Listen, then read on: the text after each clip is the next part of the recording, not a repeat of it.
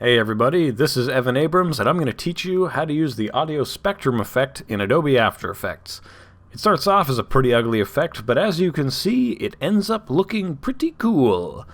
Because I'm a pretty cool person. But it takes a lot of work to get it looking this good, and if you want to look good, you better start working hard.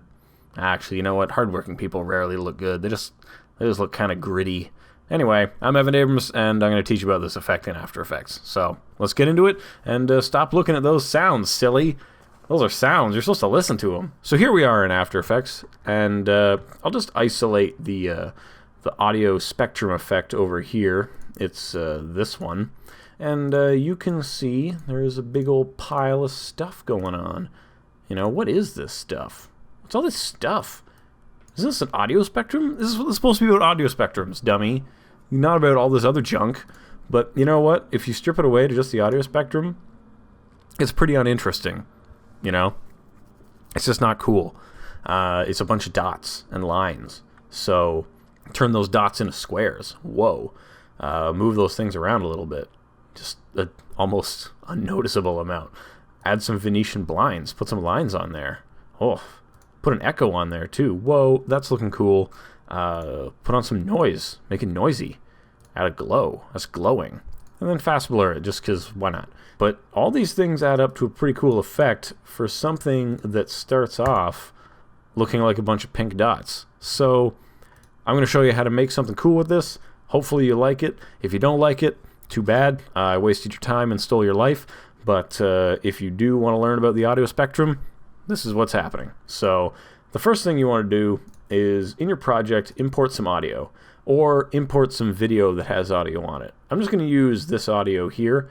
I'm going to drag it down here to the new comp, and that makes a new comp the length of whatever the thing is you dragged in there using whatever video settings you last used. So we've got this audio layer out, and I like to keep things on separate layers, so I'm going to make a new solid. I'll make a black solid, make it the comp size. Okay, that's cool. You can do whatever color solid you want. I don't care. And now we're going to get the audio spectrum. Where'd the solid go? Where's my solid? Solid's gone. That sucks so bad. That is because the audio spectrum is here in the generate family of effects. And that means it's going to generate something on the layer and probably replace its contents. So if you apply the audio spectrum to anything, it's going to give you this row of tiny pink dots.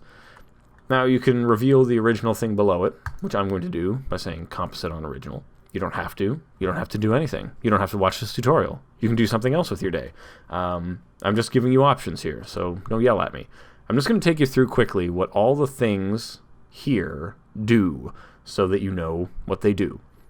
The first thing is audio layer.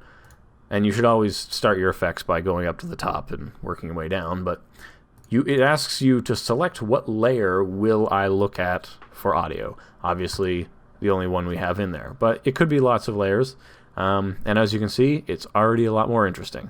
So that says, which audio layer do I look at? Look at this one. Let's look at it too. Select the audio layer and hit LL, and it's going to pull up the audio waveform, which shows you, yep, there's stuff going on. And when there's nothing going on, like this gap, there's no frequencies for it to read. So that's something to know as well. If you pull up audio, nothing's happening, that's because nothing happening. One of the most common complaints I hear is, Evan, I can't hear any audio. Well, you know what? Hit the decimal point on your keypad. That'll make audio. Or hit the 0. And then hit it again. Now you can see and hear. That's pretty cool. But that'll only happen if you have this mute audio preview not muting. I think by default it comes muted. I don't remember though. But yeah, so that's ways you can listen to audio, or hold down the command key on a Mac and drag that through. So you'll be able to hear and see audio doing that. Hear and see it hitting the 0 key, or just hear it by hitting the period. Anyway, that's enough about audio. Let's move on to this actual audio spectrum effect. The next thing is the start and end point of where it's going to render these things. Where does it start and where does it end? Where does it end? Oh man. And that's going to affect how large or spaced out or whatever everything is. So it's just like defining a line. But you can also make a path. I'm going to draw a path. And then you can use the path here and say, which path? Mask 1. Stick it on that. Oh, that's cool. That's really cool. It's actually not. That's really stupid. It might have a use that I don't know about, but I've never used it myself, and I probably never will. One thing that's cool, though, is using polar path. So it's just going to take the start, and it's going to spray stuff off of it. And I know it doesn't look very impressive right now, but if you increase the maximum height, it starts to get a little bit crazy. And that's what that does. So these first things were, which layer and how do you want to display it? Okay. And now the next thing is, what's the start frequency? What's the end frequency? So depending on how much you know about audio, audio is measured in frequencies. So that's sort of like the wavelength that you're looking at. If something is of high frequency, usually hurts your ears. If something is low frequency, then it's doing that.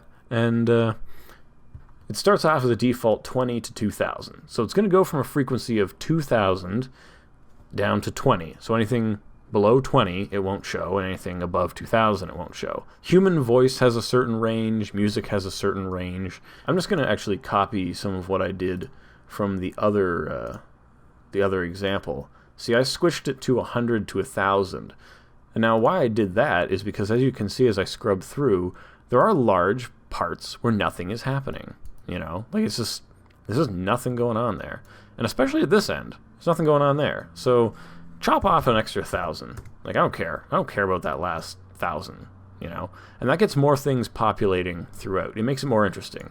And you know what? Pump this up to 100 just because there wasn't too much happening at the very tip. So it produces a little bit more of an even distribution of stuff going on. And then, how many frequency bands are we interested in? Well, just one, the Alan Parsons Project. Really interesting band. So here in the example, I chose 8. So I'm going to do that again. I'm just use 8. And that goes from 64 dots down to 8 dots. So there are only 8 dots that are doing things. So it's taken 100 to 1000, divided up into 8 even chunks, and spit them out. The maximum height, you saw me play around with a little bit before, is how high, at most, will these spikes ever get? And you can see, in some instances, quite high. This one maxes out the friggin' thing. So try to find the parts where it's going to max out stuff and then go there to determine how high you ever want it to be. Again, I'm going to cheat and go back here, and I went 550, and that was pretty good. So I'm going to do that. Now, the next parts here are about sampling. So the audio duration is how large or wide of a sample we're going to look at. As you can see, we are looking at the frames. If we look at individual frames, this frame, we are looking at this much audio on the frame. Okay, audio is not measured in frames, it's measured in seconds. So it says the audio duration, how far on either end of the playhead am I sampling? And this says 90, so think of it as 45 in either direction. Which is great, because we're in a 25 frames per second comp. Whoa, math. So at 25 frames a second, one frame is 1/25th of a second.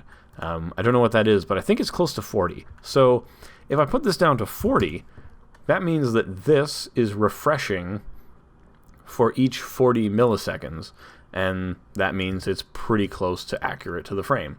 At 90, it means it's sampling wider and taking an average.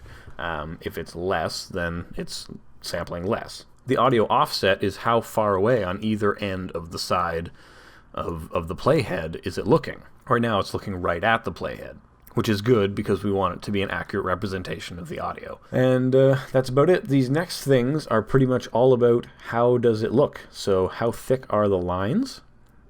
I don't remember how thick I made the lines. It takes a lot of fumbling to figure it out, so I guess I went 6610. That's a stupid number. Oh well, I'll put that in anyway. Softness, obviously 0. And color, well, color, you can do anything, you know. Color are just 2 color pickers. Just pick some colors, dummy. But when it gets more interesting is when you do things like changing the color interpolation so that the colors start to change.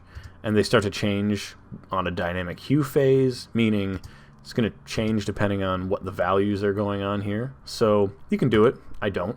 Because if we're making something that's an electronic display, we want that to be pretty solid, you know, not like changing a whole lot. And color symmetry means the center is one color, and then the next color and the next color outwards, as opposed to, say, having one side red, one side yellow or green or whatever. So let's do this. Let's have it go from red to sort of a yellow, just like a regular spectrum on the like electronic equipment would look, and we'll leave it at that. It can display as digital lines, analog lines, which connects them, in which case you'll probably want it to blend the colors as they touch each other, or as analog dots, which are dots that go up and down away from that center line that you created. We only want one side, please, and let's make it digital lines like this. So they are lines that go up and down, and that's all good and happy and wonderful. And then composite on the original black, please. Thank you very much. And I'm just going to go back and check my work before and just make sure. What did I have? I had those are weird start points. Why did I choose those? Well, I don't care. I'll just copy them and paste them. Anyway, you'll find out why I did this in a little bit. And then you'll be angry at me, and I'll be angry at myself, and, you know, you'll see when it happens. So that's the audio spectrum. We've made a bunch of sort of dumb-looking circular-y lines that kind of go up and down, and that's pretty interesting on its own if that's a thing you wanted, but I wanted squares. So let's make squares. And I will do that using the mosaic. And the mosaic, as you can see, has turned things into squares. The mosaic breaks up everything into pixelated chunks based on how many horizontal blocks and how many vertical blocks you wanted. And do you want sharp colors or this dull colors? I do want sharp colors. I just don't remember how many vertical and horizontal blocks there are. I remember I split it up into 8 bands, and I want to cause a certain amount of blocks per band. So you can see I went with a 30 and 18 on here, and that is because when you do that, you go 30, 18, it sort of breaks it up nicely into close to squares. Now, if you have more than 30, you can see it starts to get a little bit chunky around the edges. If you have less than 30, it starts to do that. But these numbers will be dependent on the position here and the number of bands here. Because as I start to give more bands or fewer bands, that gets a little bit freaky as well. So just because I'm using specific numbers doesn't mean you need to use specific numbers too. And in fact, I encourage you to play around and try to figure it out, because a lot of this is going to take a lot of that grunt work and manually fiddling with knobs and whatever until you get the right look to go with the sound. So it's just how it is. I'm sorry. And as you can see, the audio spectrum comes first, and then the mosaic gets applied to it.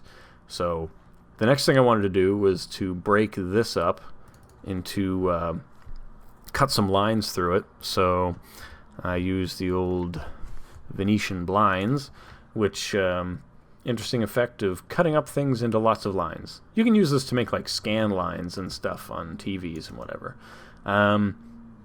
So we would like one square to be one unit, so we need to push the width a little bit like this, and don't worry too much about where these are, because we're going to apply another effect and fix that.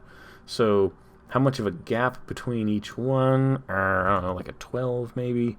And what does that mean for the width? So we can see that this bar kind of starts here, and then if we push that so that this bar kind of starts there, this will probably do.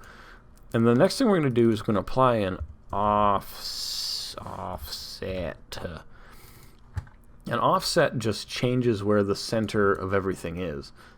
Everything below it, that is. So if we apply this below the Venetian blinds, then we can move everything that's below the Venetian blinds just a little bit.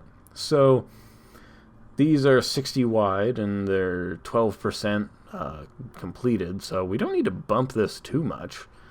Just boop, boop, boop. Yeah, just a little bit. It's like 5 pixels. Boom. Done. So as you can see, everything's lining up, and it seems like these things are filling up spaces. And we don't want it to be transparent back there, so let's just grab one of them old solids that we made and stick one of them solids behind there. So there you go. That's working out. So now we have a bunch of things that seem to be filling up these little squares. Pretty good, I think. I think it's pretty good. So next thing we need to do is we've got it broken up into parts, and those parts seem to be working out pretty well. We don't have that wonderful fall off thing that we had in the other thing. So I used an echo for that, so that the bars go up and they kind of slowly come back down.